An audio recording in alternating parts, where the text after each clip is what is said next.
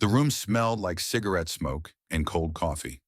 It was the kind of backstage corridor that exists in every arena in the world. Gray concrete walls, exposed pipes running along the ceiling, a row of plastic chairs that nobody ever sat in. The kind of place where the glamour of the stage above dissolved into something much more ordinary. A holding area, a waiting zone between two different worlds. It was September 1992. The MTV Video Music Awards had finished their broadcast less than an hour ago, and the corridors behind the Pauley Pavilion in Los Angeles were still humming with the residual energy of a night that had been, by any measure, chaotic. Nirvana had performed. Kurt Cobain had walked on stage wearing a hospital gown. He had sung the opening lines of Lithium, and then, in a moment that nobody on the production team had anticipated, briefly collapsed at the microphone before catching himself and continuing, almost as if nothing had happened. The audience hadn't known what to make of it. The producers hadn't known what to make of it. Even some of the people standing in this corridor right now hadn't known what to make of it. Kurt had changed back into his clothes. Jeans, a worn flannel, and a faded Michael Jackson Dangerous Tour t-shirt that looked like it had been washed so many times, the face on the front had gone slightly translucent. He was sitting in one of the plastic chairs that nobody ever sat in, holding a cup of coffee he hadn't touched, staring at a point on the floor that wasn't particularly interesting. He looked to anyone passing through like a man waiting for a bus. Michael Jackson arrived in the corridor without announcement. That was the first thing people noticed. There was no advance team, no assistant clearing the hallway, no warning at all. One moment the corridor was its usual dim and slightly cluttered self, and then Michael Jackson was simply in it, moving quickly, wearing a white military-style jacket with gold epaulets that caught the fluorescent light in a way that seemed slightly surreal against the concrete backdrop. He had won 3 awards that night. His people were somewhere behind him, probably, but he had moved faster than them, which was not unusual. Michael Jackson in motion was a difficult thing to predict. He slowed when he reached the section of corridor where Kurt was sitting.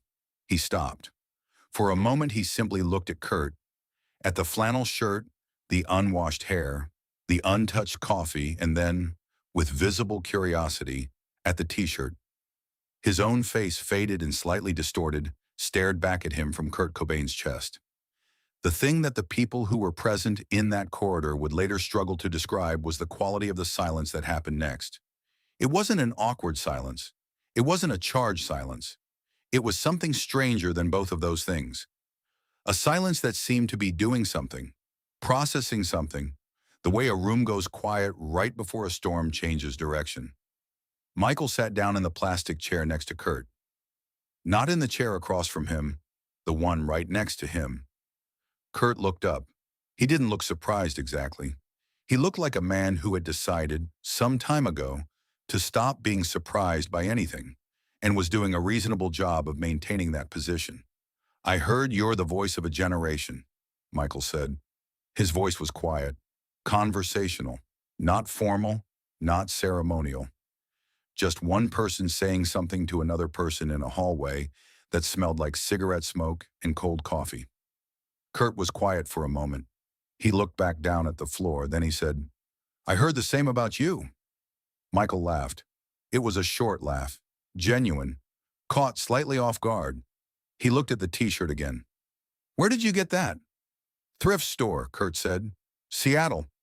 How much did you pay for it?" Kurt thought about it. 75 cents maybe. Could have been $1. Michael nodded slowly, like this was information he was filing away somewhere.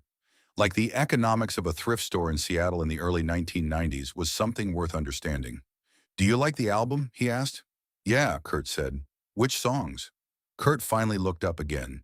He seemed to be deciding something, running some internal calculation about how much energy he wanted to spend on this conversation. The calculation seemed to come out in favor of continuing. "In the closet," he said.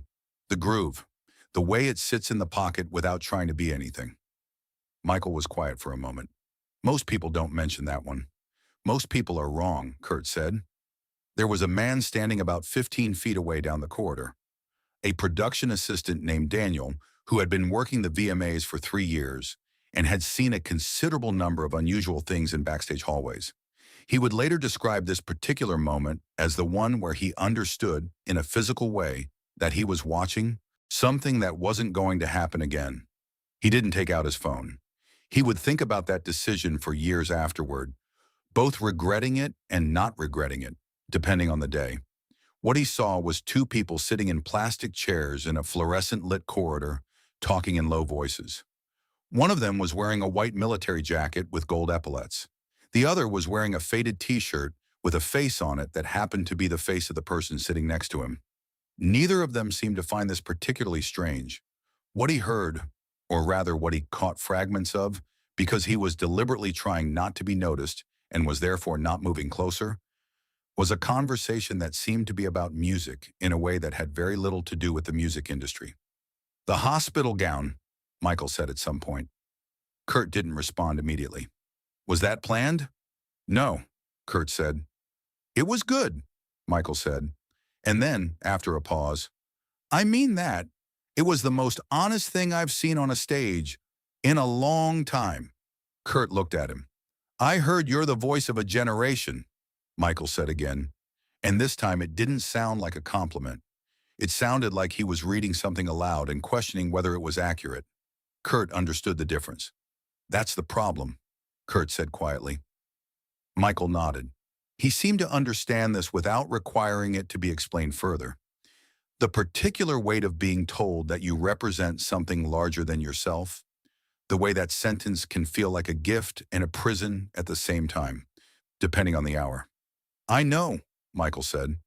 And that was all he said about it. The thing that Daniel, the production assistant, remembered most clearly afterward was not any specific sentence. It was the quality of Michael Jackson's attention. Michael Jackson, in Daniel's experience of watching him from a distance at industry events, was a person who was always somewhat performing, not insincerely, but because performance was the mode he'd existed in since he was a child. And certain modes become so deeply ingrained that they stop being separable from the person. In this corridor, in this plastic chair, talking to a man in a faded thrift store t-shirt, Michael Jackson was not performing. He was listening. He was listening the way someone listens when they have been told something they already suspected but haven't heard confirmed before. Kurt finished his coffee. He stood up, looked down at the cup for a moment, and set it on the chair where he'd been sitting. Michael stood too. They were approximately the same height, which somehow seemed notable, though Daniel couldn't have explained why. "You're going to be around for a long time," Michael said. It wasn't a prediction exactly. It was more like the beginning of a sentence that didn't quite get finished. Kurt looked at him. Something crossed his face. Not dismissal, not disagreement. Something more complicated than either of those. The expression of a person who is hearing something that sounds like kindness and is not entirely sure what to do with it. "Maybe," Kurt said. He pulled his flannel tighter around the t-shirt and walked down the corridor toward the exit. Michael watched him go.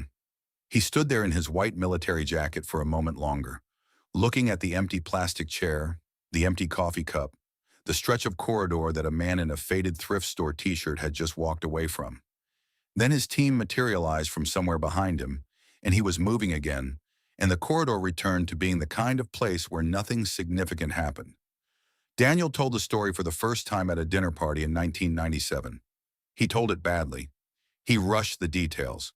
He couldn't remember the exact sequence of what had been said. He kept apologizing for not having taken a photo. He told it better the second time, years later. By then, the context had changed. By then, what had happened in 1994 had happened, and everything that came before it was retrospective, saturated with the knowledge of what came after. He stopped rushing the story. He started letting the pauses do the work. What he kept coming back to, in every version of the story, was the t-shirt. Not as a symbol, not as a metaphor, just as a fact. Kurt Cobain, in September 1992, had been wearing a Michael Jackson t-shirt. He had bought it for 75 cents, or possibly $1, at a thrift store in Seattle.